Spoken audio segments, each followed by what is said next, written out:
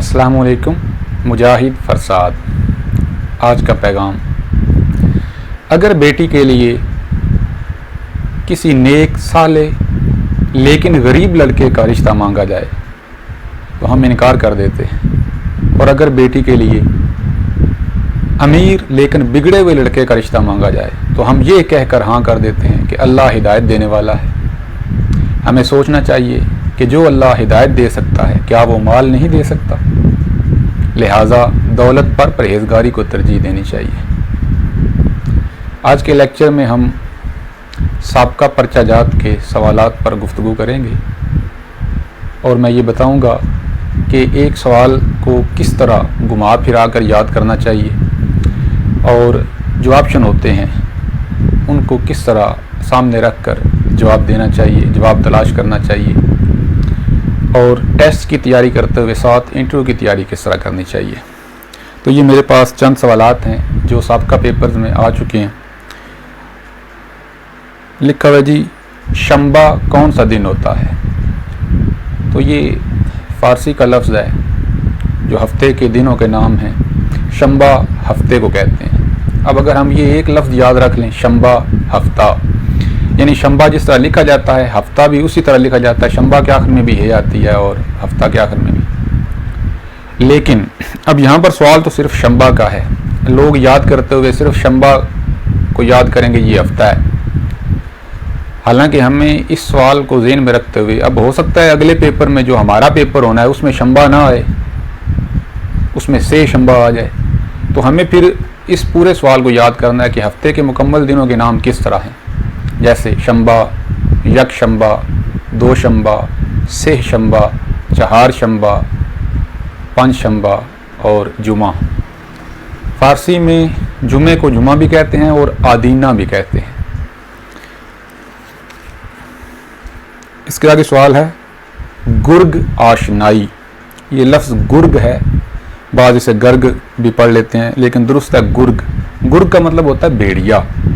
گرگ آشنائی، اس کی ترکیب استعمال ہوتی ہے جو بظاہر دوستی اور بباطن دشمنی کے لیے استعمال ہوتی ہے۔ اس کے بعد ہے زاہد سالوس۔ سالوس کا مطلب ہے دھوکہ دینے والا، اور زاہد کا مطلب ہے نیک پارسا، یعنی ایسا شخص جو ظاہری طور پر تو نیک دکھائی دے لیکن ہو وہ دھوکے باز، اپنی ظاہری وجہ سے دھوکہ دینے والا۔ تو زاہد سالوس کی ترکیب جو ہے، اس کا درست جو مطلب ہے وہ اپنی ظاہری وجہ قطع سے دھوکہ دینے والا شخص ہے۔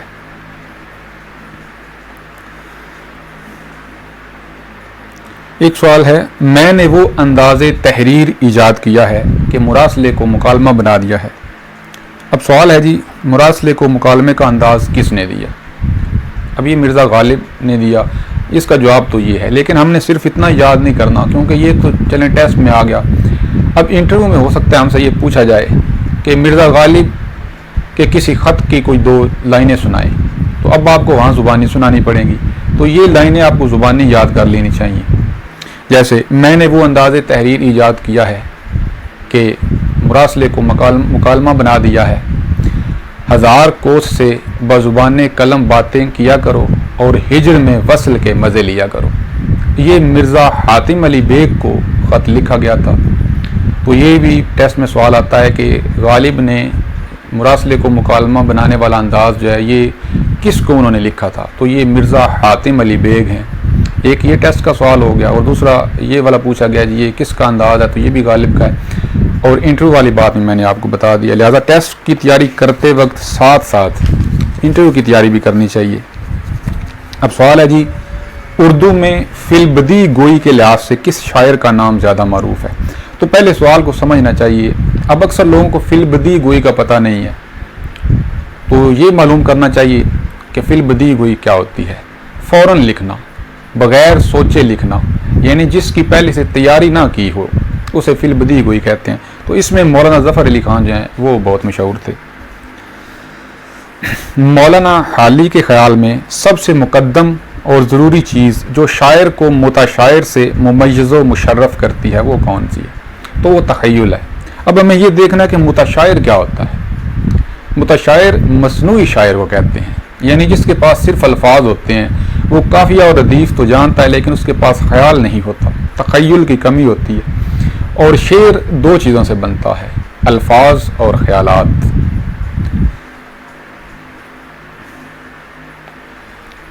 اب شعر ہے جی، یوں برچھیاں تھیں چار طرف اس جناب کے، جیسے کرن نکلتی ہے گرد آفتاب کے۔ اس شعر میں علم بیان کی کون سی قسم استعمال ہوئی ہے؟ اب علم بیان کی 4 قسمیں ہیں، پہلے ہمیں ان چاروں کا پتہ ہونا چاہیے۔ میری پہلے ویڈیو جو ہیں وہ ان پر موجود ہیں، چینل پر آپ دیکھ سکتے ہیں۔ تو سب سے پہلے جب آپ کے سامنے سوال آئے کہ علم بیان کی کون سی قسم ہے، تو آپ نے ان کی ترتیب ذہن میں رکھنی ہے، تشبیہ، استعارہ، مجاز مرسل اور کنایہ۔ آپ نے سب سے پہلے تشبیہ جو ہے اس کو غور کرنا ہے، یعنی اس شعر کو سامنے رکھ کے تشبیہ کی جو چیزیں ہیں جیسے مشبہ، مشبہ بہی، حرف تشبیہ وغیرہ، یہ چیزیں ہیں، یہ آپ نے غور کرنی ہے، کیا اس طرح کی کوئی چیز شعر میں موجود ہے؟ اگر تو آپ کو 100% کنفرم ہو جائے کہ یہ تشبیہ ہے، تو پھر آگے جو ہے استعارہ، مجاز مرسل اور کنایہ، ان پر غور کرنے کی ضرورت ہی نہیں ہے۔ لیکن اگر نہ پتہ چلے تو چاروں کو باری باری سوچیں اور جس طرف زیادہ گمان غالب ہو وہ آپ لگا دیں۔ جیسے یوں، اب دیکھیں پہلا جو لفظ ہے وہ حرف تشبیہ ہے، یوں برچھیاں تھی چار طرف اس جناب کے، جیسے کرن نکلتی ہے گرد آفتاب کے۔ تو جیسے اور یوں یہ دونوں حرف تشبیہ ہیں، تو اس کا درست جواب تشبیہ ہے۔ اگلا سوال ہے، ہر سنگ ریزہ نور سے درے خوشاب تھا، لہریں جو تھیں کرن تو بھنور آفتاب تھا۔ اب سوال تو یوں ہے کہ اس شعر میں کتنی تشبیہیں آئی ہیں؟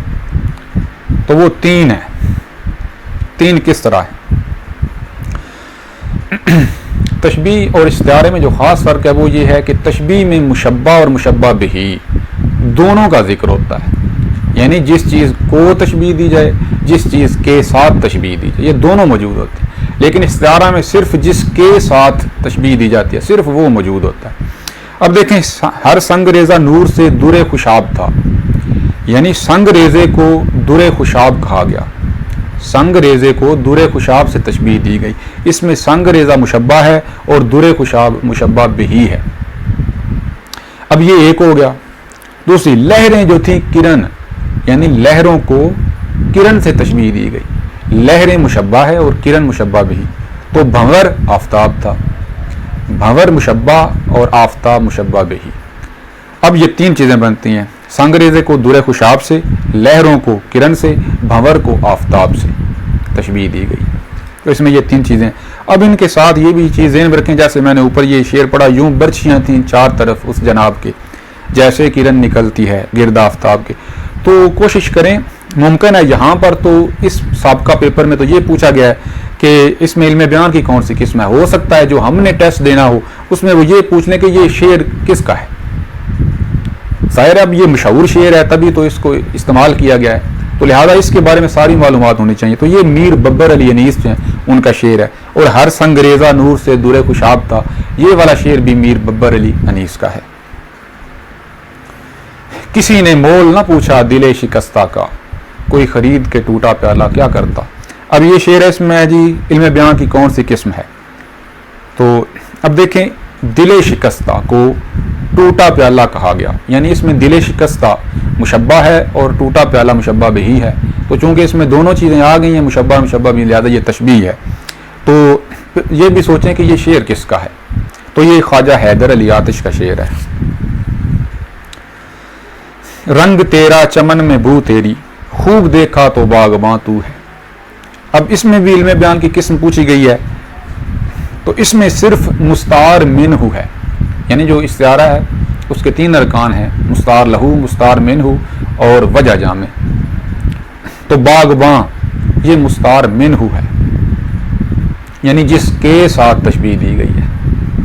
اب کس کو باغباں کہا گیا ہے یہ قرینے سے پتہ چلے گا، اس میں مذکور نہیں ہے، یہ سوچنا پڑے گا کہ کس کی بات ہے۔ تو یہ استعارہ ہے۔ اب یہ بھی دیکھیں، رنگ تیرا چمن میں بو تیری، خوب دیکھا تو باغباں تو ہے، یہ انٹرمیڈیٹ کے سلیبس کا شعر ہے، لہٰذا انٹرمیڈیٹ کے سلیبس کو بھی ترجیح دیں۔ تو دیکھیں یہ کس کا شعر ہے، یہ امیر احمد مینائی کا شعر ہے۔ ممکن ہے اگلے ٹیسٹ میں وہ یہ پوچھ لیں کہ یہ شعر کس کا ہے۔ کس شیر کی آمد ہے کہ رن کانپ رہا ہے؟ اس مصرے میں علم بیان کا کون سا قاعدہ استعمال ہوا ہے؟ کس شیر کی آمد ہے؟ اب شیر جو ہے یہ مستعار منہ ہے، کس کو شیر کہا جا رہا ہے یہ مصرے میں مذکور نہیں ہے، قرینے سے پتہ چلے گا، سیاق و سباق سے پتہ چلے گا، ہمیں سوچنا پڑے گا، تو یہ استعارہ ہے۔ اب یہاں ایک چیز کی جو ہے نا وہ درستی کر لیں، کس شیر کی آمد ہے کہ رن کانپ رہا ہے، عام طور پر یہ مصرع میر ببر علی انیس کا سمجھا جاتا ہے، لیکن یہ درست نہیں، یہ مرزا سلامت علی دبیر کا مصرع ہے، لہذا یہ بھی چیز ذہن میں رکھیں، اس کو درست کر لیں۔ اگلا سوال ہے، ایک کھیل ہے اورنگ سلیمان میرے نزدیک، اس مصرے میں کون سی صنعت آئی ہے؟ اب یہ ذہن میں رکھیں، علم بیان اور چیز ہے، علم بدیع اور چیز ہے، صنعتیں علم بدیع کہلاتی ہیں، اور تشبیہ، استعارہ، مجاز مرسل اور کنایہ یہ علم بیان کی صورتیں ہیں، تو اس میں صنعت پوچھی گئی ہے۔ تو اب دیکھیں اورنگ سلیمان یعنی تخت سلیمان، حضرت سلیمان علیہ السلام کا تخت، تو یہ تلمیح ہے، یعنی جو کسی گزرے ہوئے واقعے کی طرف اشارہ کرے، کوئی ایک لفظ ہو، دو لفظ ہوں، تو ہمیں حضرت سلیمان علیہ السلام کا وہ تخت جو ہواؤں میں اڑتا تھا اس کی طرف ہمارا ذہن جاتا ہے، تو یہ تلمیح ہے۔ یہ اب دیکھیں جی، ایک کھیل ہے اورنگ سلیمان میرے نزدیک، یہ کس کا پھر مصرع ہو سکتا ہے؟ اب یہ بھی ہمیں سوچنا پڑے گا، یہ مرزا غالب کا ہے۔ مرزا غالب نے اورنگ سلیمان کی ترکیب استعمال کی، جبکہ ولی دکنی نے تخت سلیمانی کی ترکیب استعمال کی ہے، تو یہ دونوں تلمیحات میں جاتی ہیں۔ اس کے بعد ہے، پیاسی جو تھی سپاہ خدا 3 رات کی، ساحل سے سر پٹکتی تھی موجیں فرات کی، کون سی صنعت استعمال ہوئی ہے؟ اب ہم نے یہ دیکھنا ہے کہ یہ اس میں حسن تعلیل ہے، اور حسن تعلیل کیا ہوتی ہے؟ کسی شعر میں جب شاعر کسی واقعے کی وجہ وہ بیان کرے جو حقیقی وجہ نہ ہو۔ اب دیکھیں، پیاسی جو تھی سپاہ خدا 3 رات کی، ساحل سے سر پٹکتی تھی موجیں فرات کی، یعنی فرات کی موجیں اس لیے آگے آنا چاہتی تھیں کہ سپاہ خدا پیاسی ہے، حالانکہ ایسا نہیں ہے، کوئی بھی دریا ہے، سمندر ہے، تالاب ہے، نہر ہے، اس میں جو موجیں ہیں وہ تو ویسے ہی حرکت کرتی رہتی ہیں، تو لیکن لگتا یوں ہے کہ جیسے شاعر نے وہ بالکل سچی بات بیان کی ہے، اور یہی کاریگری ہے، یہی صنعت ہے۔ اب یہ دیکھنا ہے کہ یہ شعر ہے کس کا؟ یہ میر ببر علی انیس کا ہے۔ سبزے کو جب کہیں جگہ نہ ملی، بن گیا روئے آپ پر کائی، اس میں کون سی صنعت ہے؟ تو اس میں مبالغہ ہے، کائی کہتے ہیں سبزے کی بڑی تہ۔ اب دوبارہ شعر کو سنیں، سبزے کو جب کہیں جگہ نہ ملی، بن گیا روئے آپ پر کائی۔ اب کائی سبزے کی بڑی تہ ہوتی ہے، اب سبزے کو مزید بڑھا کر بیان کیا گیا ہے، تو یہ مبالغہ ہے، اور یہ دیکھنا ہے ہمیں کہ یہ شعر کس کا ہے، تو یہ مرزا غالب کا ہے۔ اگلا سوال ہے، کلام میں کچھ باتوں کا ذکر کر کے ان کی مناسبت سے متعلقات کا ذکر کسی خاص تعین یا بغیر تعین کے کرنا علم بیان کی کون سی اصطلاح ہے، یعنی کون سی صنعت آتی ہے؟ اب دیکھیں، لف و نشر اور مرات النظیر یہ کافی ملتی جلتی ہیں، ہمیں ذرا توجہ دینی پڑے گی۔ اب لف و نشر کی 2 قسمیں ہیں، لف و نشر مرتب اور غیر مرتب۔ اب یہاں پر سوال میں ہے خاص تعین یا بغیر تعین کے، یعنی خاص تعین والی مرتب اور بغیر تعین کے غیر مرتب۔ اب مرات النظیر اور لف و نشر میں فرق یہ ہے کہ کلام میں اگر ایک لفظ یا ایک چیز کا ذکر کر کے اس کے بعد اسی قبیلے کی زیادہ چیزوں کا ذکر کیا جائے تو وہ مرات النظیر ہے، لیکن جب ایک کے مقابلے میں دوسری چیز کا ذکر ہو، یعنی ایک سے زیادہ چیزوں کا ذکر نہیں ہوتا، ایک چیز ہو اس کے مقابلے میں دوسری ہو، پھر اس کے بعد ایک چیز ہو اس کے مقابلے میں دوسری ہو، پھر اس کے بعد ایک چیز ہے اس کے مقابلے میں دوسری چیز ہے، تو یہ لف و نشر ہوتی ہے۔ اگلا سوال ہے، کلام میں کسی لفظ کے 2 معنی نکلتے ہوں اور آدمی مخمسے میں پڑ جائے کہ کون سے معنی مراد ہیں، تو ایسی صنعت کو اصطلاح میں کیا کہتے ہیں؟ تو یہ صنعت ایہام ہے، جیسے شب جو مسجد میں جا پھنسے مومن، رات کاٹی خدا خدا کر کے۔ اب خدا خدا کر کے، اب آدمی اس میں مخمسے میں پڑتا ہے کہ خدا خدا کر کے سے کیا مراد ہے؟ اب یہ محاورہ ہے، محاورہ جو ہے اس کا مطلب مجازی معنی ہوتا ہے، خدا خدا کر کے یعنی مشکل میں، لیکن ایک معنی خدا خدا کر کے سے مراد یہ اللہ اللہ کر کے، یعنی اللہ کو یاد کر کے عبادت میں۔ اب ہم ایک مثال لیتے ہیں مراد نظیر کی۔ گلشن دہر میں اگر جوئے میں سخن نہ ہو، پھول نہ ہو، کلی نہ ہو، سبزہ نہ ہو، چمن نہ ہو۔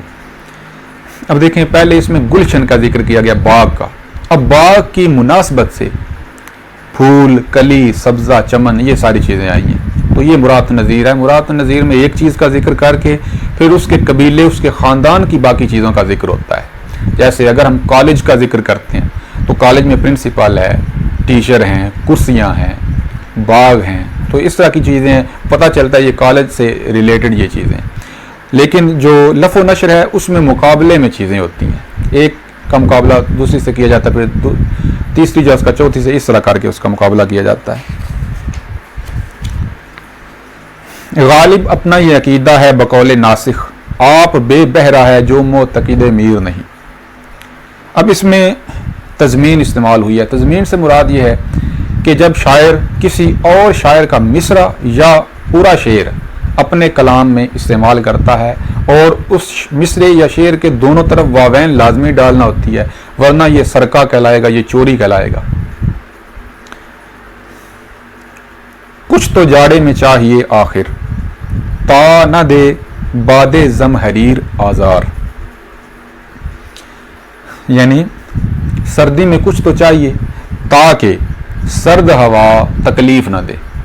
اب چاہیے سے یہ صنعت آ رہی ہے حسن طلب، اس میں مرزا غالب طلب کر رہے ہیں۔ اب یہ شعر جو ہے نا یہ مرزا غالب کا ہے، تو یوں ہم نے تیاری کرنا ہوتی ہے۔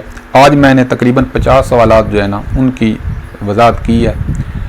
انشاءاللہ اگلے لیکچر میں ہم مزید اس طرح کے سوالات پر گفتگو کریں گے۔ بہت شکریہ۔